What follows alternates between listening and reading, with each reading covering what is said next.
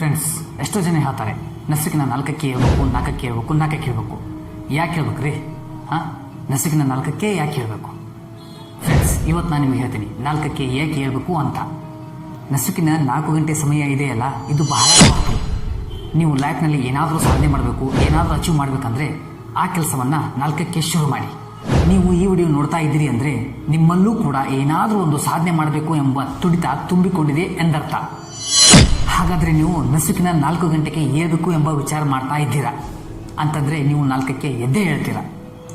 ಈ ಸಮಯದಲ್ಲಿ ನಿಮ್ಮ ಡ್ರೀಮ್ಸ್ಗಳನ್ನು, ನಿಮ್ಮ ಗೋಲ್ಸ್ಗಳನ್ನು ಈಡೇರಿಸಿಕೊಳ್ಳೋಕೆ ಡಿಸ್ಟರ್ಬ್ ಮಾಡಲು ಯಾರೂ ಕೂಡ ಇರೋದಿಲ್ಲ.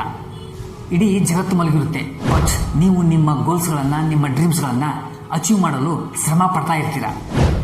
ಈ ಸಮಯದಲ್ಲಿ ನೀವು ಮಾಡುತ್ತಿರುವ ಸಾಧನೆ ಬಗ್ಗೆ ಈ ಜಗತ್ತಿಗೆ ಗೊತ್ತಾಗೋದೇ ಇಲ್ಲ, ಅಂದರೆ ತಿಳಿಯೋದೇ ಇಲ್ಲ. ಯಾವಾಗ ಅವ್ರಿಗೆ ತಿಳಿಯುತ್ತೋ ಅಷ್ಟೊತ್ತಿಗೆ ನೀವು ಮುಂದೆ ಹೋಗಿಬಿಟ್ಟಿರ್ತೀರ. ಐ ಹೋಪ್ ನಾಳೆಯಿಂದ ನೀವು 4ಕ್ಕೆ ಹೇಳಲು ಶುರು ಮಾಡ್ತೀರಾ, ಹೌದಲ್ವಾ? Yes, thank you friends. ಈ ವಿಡಿಯೋವನ್ನು ಇಲ್ಲಿವರೆಗೂ ನೋಡಿದ್ದಕ್ಕಾಗಿ ಧನ್ಯವಾದಗಳು. ಜೈ ಹಿಂದ್, ಜೈ ಕರ್ನಾಟಕ, ಜೈ ಭಾರತ್.